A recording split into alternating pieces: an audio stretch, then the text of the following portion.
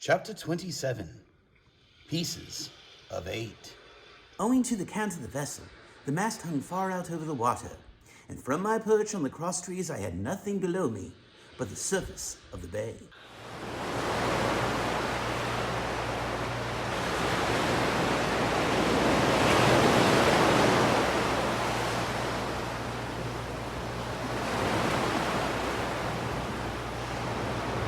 Hans, who was not so far up, was in consequence nearer to the ship, and fell between me and the bulwarks. He rose once to the surface in a lather of foam and blood, and then sank again for good. As the water settled, I could see him lying huddled together on the clean, bright sand in the shadow of the vessel's sides. A fish or two whipped past his body. Sometimes by the quivering of the water he appeared to move a little, as if he were trying to rise. But he was dead enough for all of that, being both shot and drowned, and was food for fish in the very place where he had designed my slaughter. I was no sooner certain of this than I began to feel sick, faint, and terrified. The hot blood was running over my back and chest. The dirk, where it had pinned my shoulder to the mast, seemed to burn like a hot iron. Yet it was not so much these real sufferings that distressed me, for these, it seemed, I could bear without a murmur. It was the horror I had upon my mind, falling from the cross trees into that still green water beside the body of the coxswain. I clung with both hands till my nails ached, and I shut my eyes as if to cover the peril. Gradually, my mind came back again. My pulses quieted down to a more natural time, and I was once more in possession of myself. It was my first thought to pluck forth the dirk, but either it was stuck too hard or my nerve failed me, and I desisted with a violent shudder. Oddly enough, that very shudder did the business.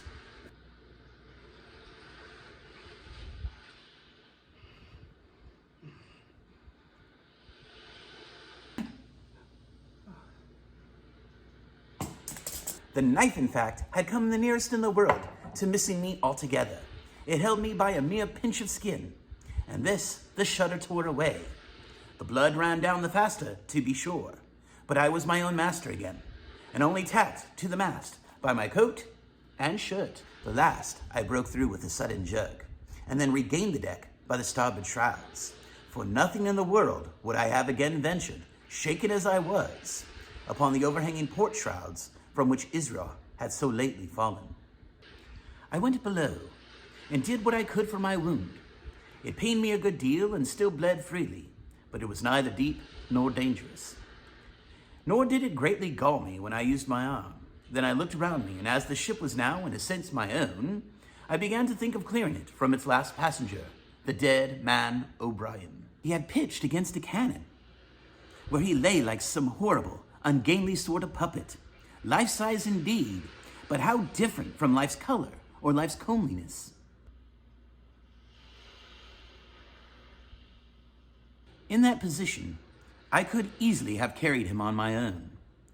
And as the habit of tragic adventures had worn off almost all my terror for the dead, I took him by the waist, as if he had been a sack of bran, and with one good heave, tumbled him overboard. He went in with a sounding plunge, and the red cap came off and remained floating on the surface. And as soon as the splash subsided, I could see him and Israel lying side by side, both wavering with the tremulous movement of the water. O'Brien, though still quite a young man, was very bald. There he lay, with that bald head across the knees of the man who had killed him, and the quick fishes steering to and fro over both. I was now alone upon the ship. The tide had just turned.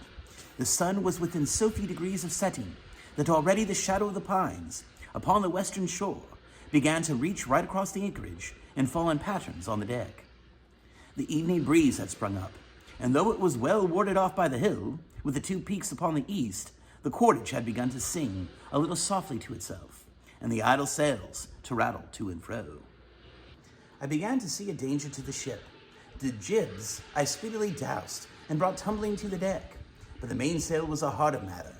Of course, when the schooner canted over, the boom had swung outboard, and the cap of it and a foot or two of the sail hung even under water.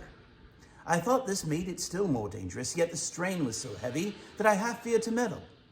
At last, I got my knife and cut the halyards. The peak dropped instantly. A great belly of loose canvas floated broad upon the water, and since, pull as I liked, I could not budge the down haul, that was the extent of what I could accomplish. For the rest, the Hispaniola must trust to luck, like myself.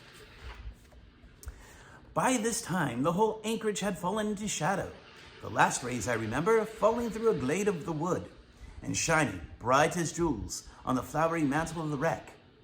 It began to be chill. The tide was rapidly fleeting seaward, the schooner settling more and more on her beam ends. I scrambled forward and looked over. It seemed shallow enough, and holding the cut hawser in both hands for a last security, I let myself drop softly overboard. The water scarcely reached my waist. The sand was firm and covered with little ripples, and I waded across in great spirits, leaving the Hispaniola on her side, with her mainsail trailing wide upon the surface of the bay. About the same time, the sun went fairly down, and the breeze whistled low in the dusk among the tossing pines. At least and at last, I was off the sea, nor had I returned thence empty-handed. There lay the schooner, clear at last from buccaneers, and ready for our men to board and get to sea again. I had nothing nearer my fancy than to get home to the stockade and boast of my achievements. Possibly I might be blamed for a bit of my truantry, but the recapture of the Hispaniola was a clenching answer, and I hoped that even Captain Smollett would confess I had not lost my time. So thinking, and in faint spirits, I began to set my face homeward for the blockhouse and my companions. I remember that the most easterly of the rivers, which drain into Captain Kidd's anchorage, ran from the two-peaked hill upon my left, and I bent my course in that direction, that I might pass the stream while it was small. The wood was pretty open, and keeping along the lower spurs, I had soon turned the corner of that hill, and not long afterward waded to the mid-calf across the watercourse. This brought me to where I had encountered Ben Gunn, the maroon, and I walked more circumspectly, keeping an eye on every side. The dusk had come nigh hand completely, and as I opened out the cleft between the two peaks, I became aware of a wavering glow against the sky, where, as I judged, the man of the island was cooking his supper before a roaring fire. And yet I wondered in my heart that he should show himself so carelessly. For if I could see his radiance, might it not reach the eyes of Silver himself, where he camped upon the shore among the marshes? Gradually, the night fell blacker. It was all I could do to guide myself, even roughly, towards my destination. The double hill behind me, and the spyglass on my right hand, loomed faint and fainter. The stars were few and pale, and in the low ground where I wandered, I kept tripping among bushes and rolling into sandy pits. Suddenly, a kind of brightness fell about me. I looked up. A pale glimmer of moonbeams had alighted on the summit of the spyglass, and soon after I saw something broad and silvery moving low down behind the trees, and knew the moon had risen. With this to help me, I passed rapidly over what remained to me of my journey, and sometimes walking, sometimes running, impatiently drew near to the stockade. Yet as I began to thread the grove that lies before it, I was not so thoughtless that I slackened my pace and went a trifle warily. It would have been a poor end of my adventures to get shot down by my own party in mistake. The moon was climbing higher and higher. Its light began to fall here and there in masses through the more open districts of the wood. And right in front of me, a glow of a different color appeared among the trees. It was red and hot. And now and again, it was a little darkened, as it were the embers of a bonfire smoldering. For the life of me, I could not think what it might be. At last, I came right down into the borders of the clearing. The western end was already steeped in moonshine. The rest, and the blockhouse itself, still lay in black shadow, checkered with long silvery streaks of light. On the other side of the house, an immense fire had burned itself into clear embers and shed a steady, red reverberation, contrasted strongly with the mellow paleness of the moon. There was not a soul stirring, nor a sound beside the noise of the breeze. I stopped with much wonder in my heart, and perhaps a little terror also. It had not been our way to build great fires. We were indeed, by the captain's orders, somewhat sparing of firewood, and I began to fear that something had gone wrong while I was absent. I stole round by the eastern end, keeping close in shadow, and at a convenient place, where the darkness was thickest, crossed the palisade. To make assurance sure, I got upon my hands and knees and crawled, without a sound, toward the corner of the house. As I drew near, my heart was suddenly and greatly lightened. It is not a pleasant noise in itself, and I have often complained of it at other times. But just then, it was like music to hear my friends snoring together, so loud and peacefully in their sleep.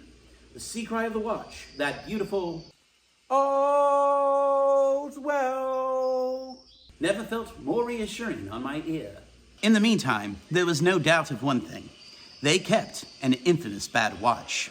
If it had been Silver and his lads that were now creeping in on them, not a soul would have seen daybreak. That was what it was, thought I, to have the captain wounded.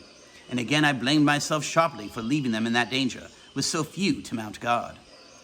By this time, I had got to the door and stood up. All was dark within, so that I could distinguish nothing by the eye. As for sounds, there was the steady drone of the snorers, and a small occasional noise, a flickering or a pecking that I could in no way account for. With my arms before me, I walked steadily in. I should lie down in my own place, I thought, with a silent chuckle, and enjoy their faces when they found me in the morning.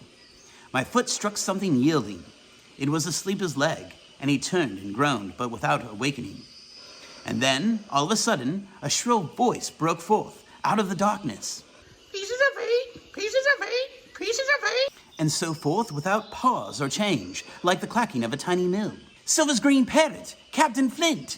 It was she whom I had heard pecking at a piece of bark. It was she, keeping better watch than any human being, who thus announced my arrival with a wearisome refrain.